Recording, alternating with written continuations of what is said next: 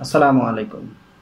আমরা যারা প্রতিনিয়ত মাইক্রোসফট এক্সেলের সাথে বিভিন্ন কাজ করে থাকি, তারা মাইক্রোসফট এক্সেলে অনেক সময় একটি জিনিস লক্ষ্য করেছি যে মাইক্রোসফট এক্সেলে মাঝে মাঝে আমরা যখন কোনো একটি ওয়ার্কবুক থেকে একটি ডাটা শিট অন্য একটি ওয়ার্কবুকে কপি করে নিয়ে যেতে চাই, তখন মাইক্রোসফট এক্সেল আমাদেরকে এই ধরনের মেসেজটি দেয়।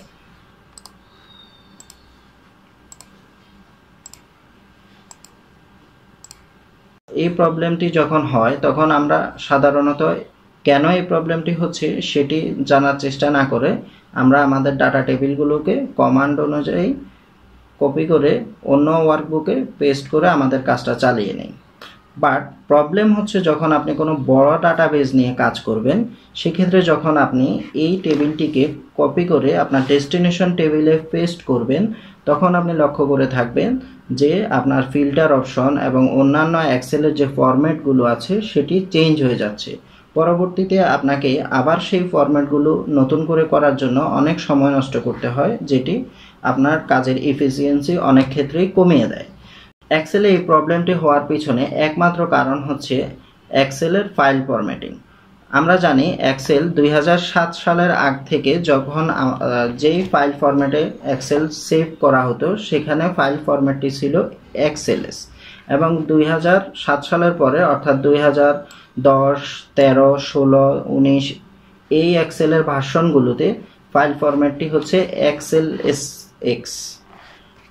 এই ফরম্যাটে 2007 সালে যে ফরম্যাটটি ছিল সেই ফরম্যাটে এক্সেলের সর্বোচ্চ রয়ের সংখ্যা ছিল 65,536টি, এবং 2007-এর পরের ভার্সনগুলোতে এক্সেলের সর্বোচ্চ র হচ্ছে 10,48,576টি।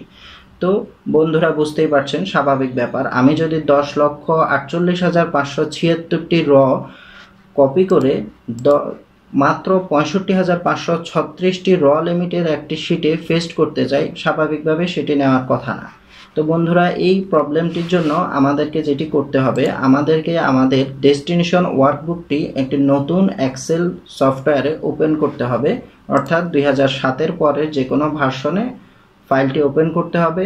দেন আমাদেরকে সেভ এজ অপশন থেকে সেটিকে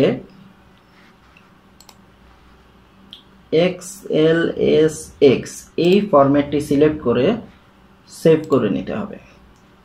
দেন আমার এক্সেল ফাইলটিকে আমি ক্লোজ করে দিব এবং নতুন করে আবার ওপেন করে নেব। এখন বন্ধুরা লক্ষ্য করে থাকবেন, আমার 65,536 লিমিটের ডাটা টেবিলটি এখন 10,48,536 রয়ের একটি ডাটা টেবিলে পরিণত হয়েছে।